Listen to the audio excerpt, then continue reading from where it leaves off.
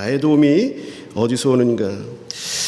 여러분, 한 주간 평안하셨습니까? 우리가 인간이라는 존재를 정의하게 될 때에 여러 가지 표현을 쓰게 되는데, 그 중에서 이제 철학적인 인간의 정의를 내린다고 한다면 결핍의 존재라, 이렇게 정의하는 정의가 있습니다.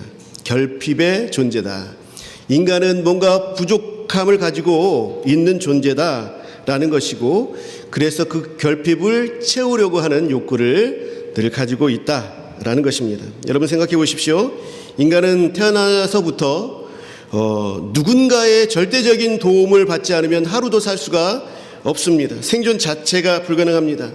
짐승 새끼들은 태어나자마자 걷기도 하고 또 먹을 것을 찾아서 먹기도 합니다. 그러나 인간은 부모의 보살핌 없이는 단 하루도 살아갈 수 없습니다. 아기 때 젖 외에는 먹을 수 있는 것이 없습니다. 딱딱한 음식 소화할 수 있는 것이 안 되죠. 어른이 되어서도 인간은 근본적으로 내면 깊은 곳에서 계속해서 결핍을 느끼게 되는 것입니다. 늘 무언가 부족하다고 느끼면서 끊임없이 나를 채워줄 도움을 구하면서 살아갑니다. 아마 저와 여러분이 인생을 살면서 나 자신에게 가장 많이 던졌던 질문도 아마 이것일 것입니다. 내 인생 누가 좀 도와줄 수 없을까? 무엇이 나에게 진짜 도움이 될까? 라는 것이죠. 우리는 이 질문에 답을 찾기 위해서 부단히도 노력을 합니다. 좋은 인맥이 나를 도와줄 것 같아서 인간관계를 맺는 데에 애를 씁니다. 많이 배우면 도움이 될까 싶어서 밤을 새워서 공부하기도 하지요. 자격증이 많으면 든든할까 싶어서 스펙을 쌓습니다. 또 건강이 최고다 싶어서 좋은 음식을 먹고 좋은 약을 먹고 또 좋은 운동을 합니다. 심지어 어떤 이들은 돈이 나의 구원자다라고 여겨서 재물을 모으는데 인생을 걸죠. 때로는 잘못된 그런 도움을 구하기도 합니다. 도박이나 마약이나 또 알코올 같은 중독에 빠지는 이유가 뭡니까? 뇌에서 나오는 그런 도파민이라는 호르몬이 순간적인 쾌락을 주어서 마치 그것이 나를 위로하고 돕는 것처럼 착각하게 만들기 때문입니다. 우리는 이것이 정답이든 오답이든 간에 끊임없이 나에게 도움을 주는 것을 찾고 있습니다. 그것을 찾아서 헤매는 존재들이 바로 우리들이다라는 것이죠. 지난 한 주간 여러분들은 무엇을 의지하며 살았습니까? 무엇이 여러분들의 도움이 되었습니까? 오늘 이 자리에 우리가 모인 이유는 분명합니다.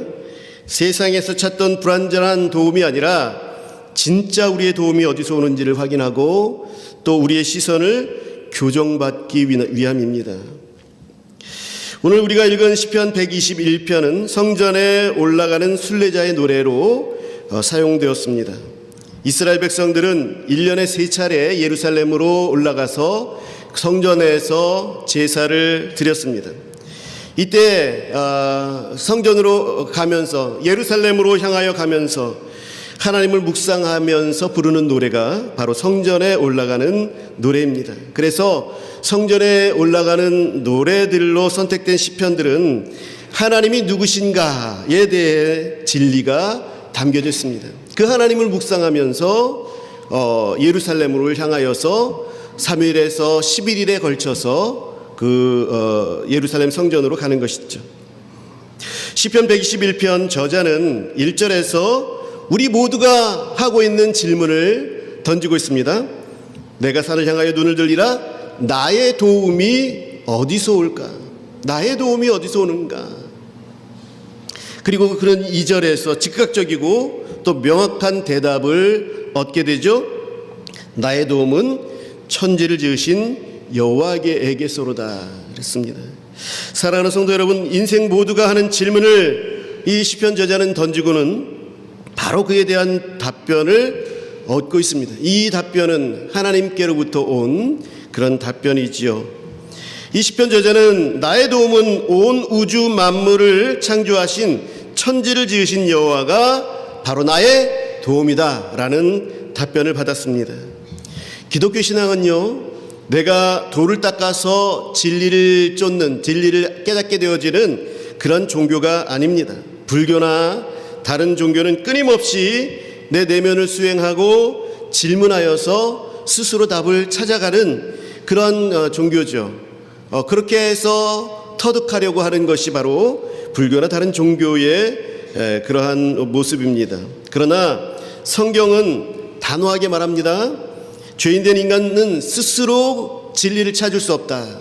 진리를 알 수도 없고 그 구원의 길을 찾을 능력도 없다라고 말씀하고 있습니다. 진리는 우리가 찾아내는 것이 아니라 하나님께서 우리에게 알려주시는 것입니다. 하나님께서 우리에게 알려주시는 진리가 바로 이 성경인 것이죠. 진리는 우리가 찾아내는 것이 아닙니다. 오늘 본문에서도 하나님께서는 진리에 대해서 우리에게 선포하고 가르쳐주고 계시는 것입니다. 내가 산을 향하여 눈을 들리라. 나의 도움이 어디서 올까? 나의 도움은 도대체 어디서 오는 거야? 라고 묻는 나의 질문에 하나님께서는 천지를 지으신 여호와에게서로다 라고 명확하게 그리고 단호하게 답변해 주시는 것입니다. 여러분, 그토록 찾아 헤매던 도움의 근원, 그 정답은 바로 천지를 지으신 여호와 하나님이십니다. 다른 곳에는 구원이 없습니다. 세상의 모든 도움은 일시적입니다. 그렇지만 창조주 하나님의 도움은 근원적이고 그리고 영원한 것입니다. 그렇다면 천지를 지으신 하나님은 우리를 어떻게 도와주고 계십니까? 3절과 4절을 여러분 보십시오. 이 시편 저자는 이제 자신의 영혼을 향해서 그리고 우리를 향해서 설득하듯 선포합니다. 1절과 2절은 나의 도움이 어디서 올까? 나의 도움은 천지를 지으신 여호와에게서로다 라고 하면서 내가 나의 질문을 하고 나의 답을 찾지만 3절 이하에서부터는 너를 가르치면서 너에게 설득하며 너에게 가르쳐주고 있는 그러한 형식으로 진행되고 있습니다. 여기서의 너는 바로 내 영혼을 가리킵니다. 내가 바로 내 영혼에게 지금 설득하고 가르쳐주고 있는 것이죠. 여호와께서 너를 실족하지 아니하게 하시며 너를 지키시는 이가 졸지 아니하시리로다. 이스라엘을 지키시는 이는 졸지도 아니하시고 주무시지도 아니하리로다. 도대체 도움을 어디서 찾아야 될까 하면서 하나님께로 집중하지 못하고 헤매고 있는 그러한 내 영혼에게 아니다, 다른 것에서는 그것을 찾을 수 없고 너의 하나님 여호와에게서 그 도움을 찾을 수 있다라고 설득하면서 말씀하고 있는 것이죠. 그 하나님께서는 너를 실족하지 않게 하신다. 그 하나님께서는 졸지 아니하시는 분이시다. 이 졸지 아니하시는 분이 하나님이 너를 지켜주시는 분이야 라고 내 영혼에게 설득하는 거예요. 인간은 참으로 연약합니다. 아무리 강한 사람도 잠을 자야 하죠. 잠을 자지 않으면 살 수가 없습니다.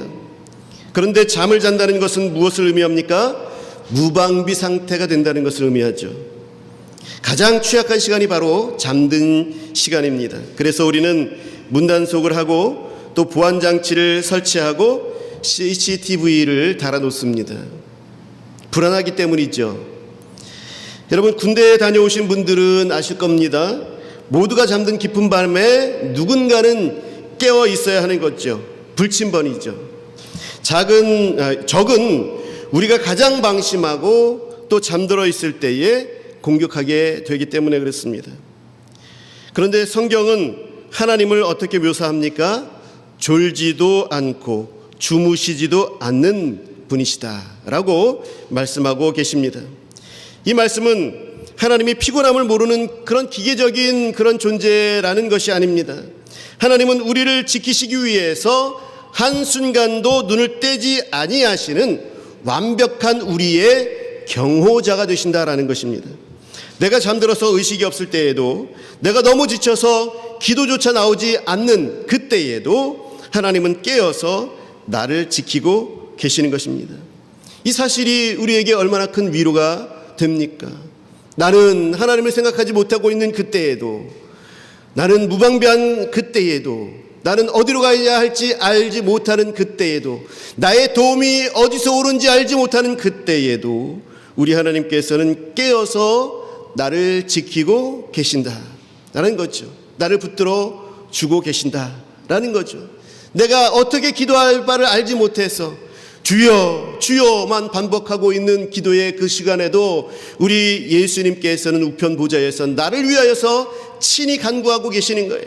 나의 약점과 나의 상황과 나의 형편을 아시고 나의 가장 좋은 것이 무엇인지를 아시기 때문에 우리 예수님께서는 나를 위해서 내가 어찌 기도해야 될지를 알지 못하는 그때에도, 주여 주여만 외치는 그때에도 우리 예수님께서는 나를 위해서 친히 간구하고 계신다.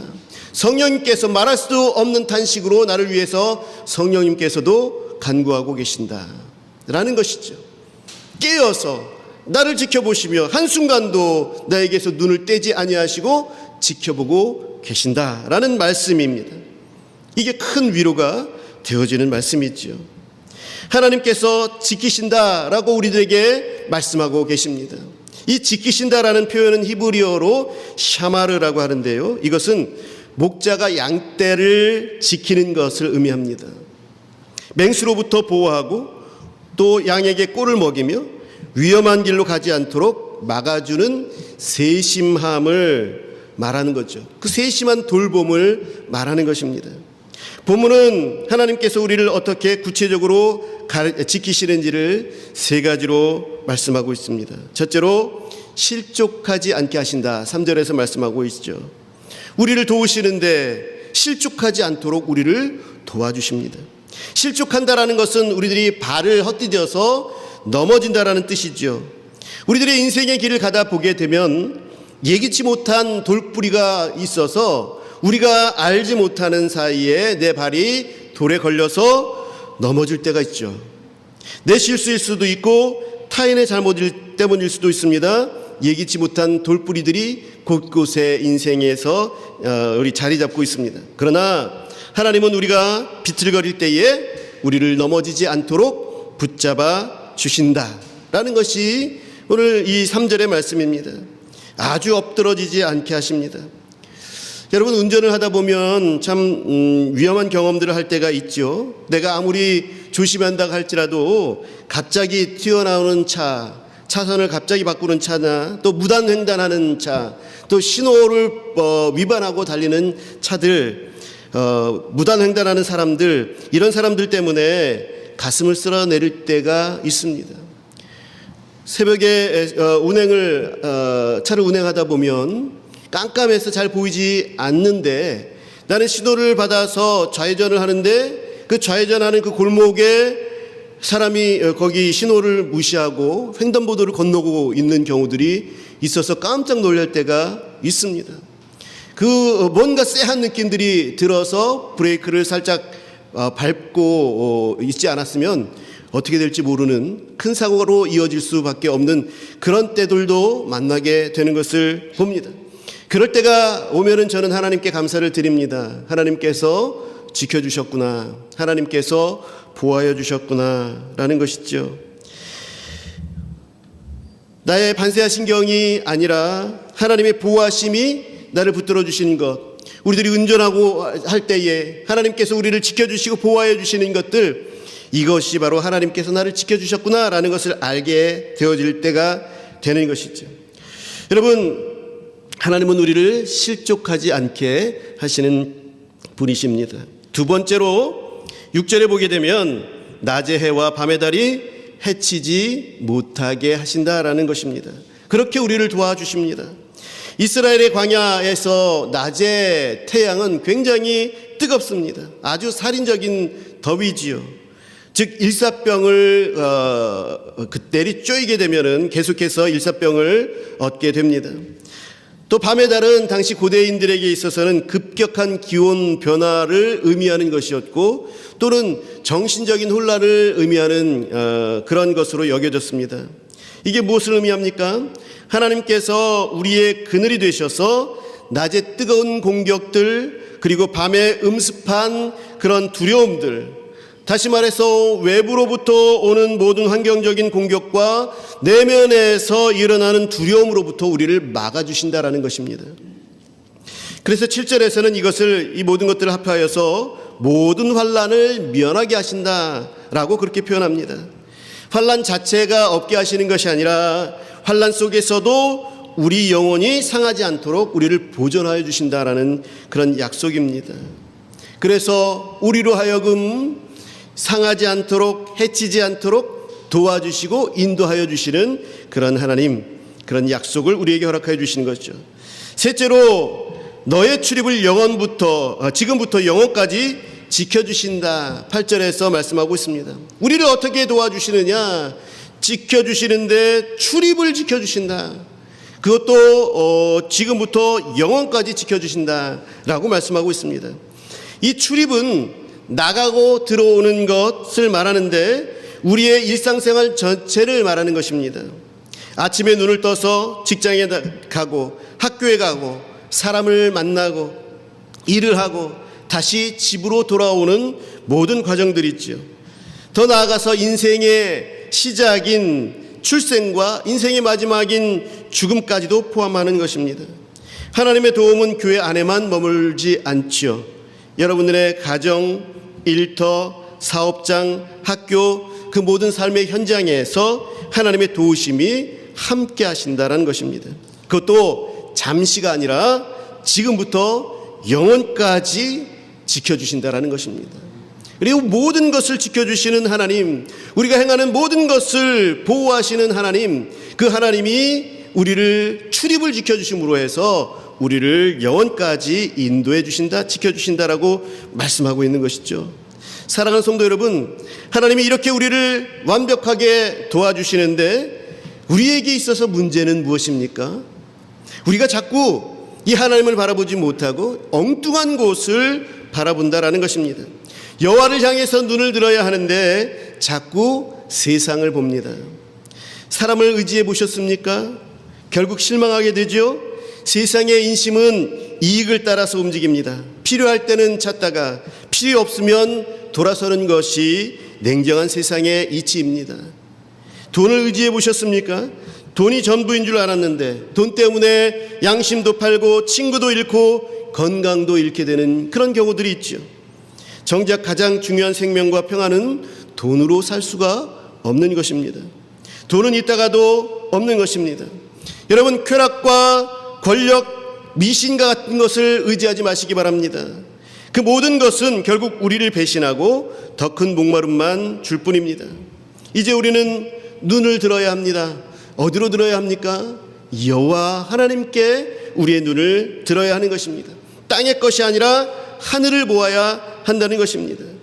하나님을 향하여 눈을 드는 것이 먼저인 것이죠. 하나님께서 사람을 붙여주셔야, 그래야 그 만남이 복된 만남이 되는 것입니다.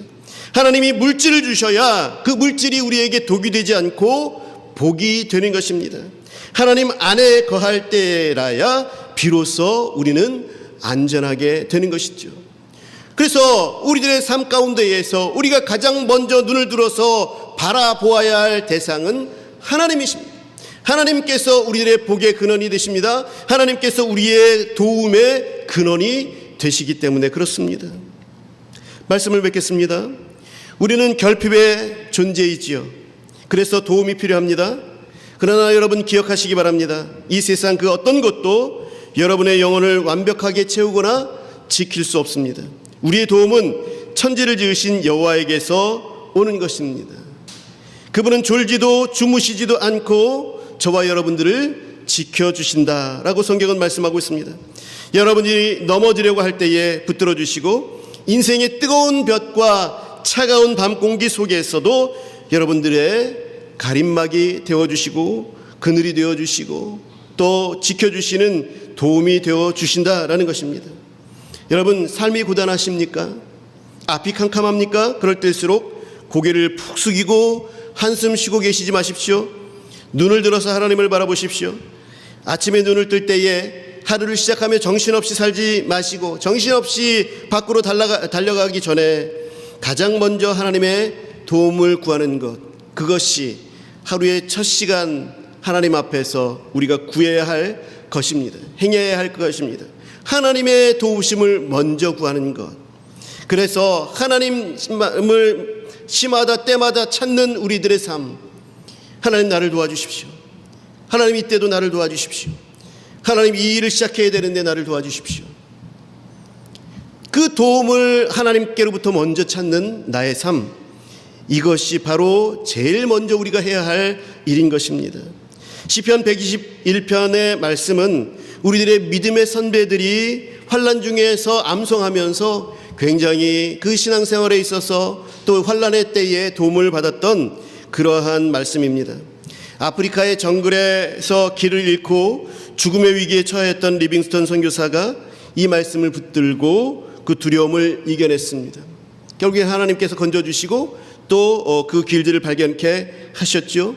또 전쟁의 포화 속에서 감옥의 차가운 바닥에서 수많은 성도들이 나의 도움은 여호와에게서로다 라고 고백하면서 그 모든 어려움들을 이겨내고 결국에는 승리했습니다. 이번 한 주간 사람을 의지하기 전에 또 통장의 잔고를 확인하기 전에 먼저 눈을 들어서 하나님을 바라보시는 저와 여러분들이 되시기를 간절히 바랍니다. 천지를 지으신 창조주 하나님이 졸지도 않고 여러분들의 모든 출입을 지켜주실 것입니다. 우리들의 출입을 지켜주시는 하나님께 우리들의 시선이 고정되었을 때에, 그리고 자꾸 우리가 하나님의 도움을 구할 때에 하나님께서 이 모든 공급하여 주시는 시편 121편의 진리의 말씀이 우리 가운데 이루어지도록 하나님께서 이끌어 주시고 인도해 주실 것입니다.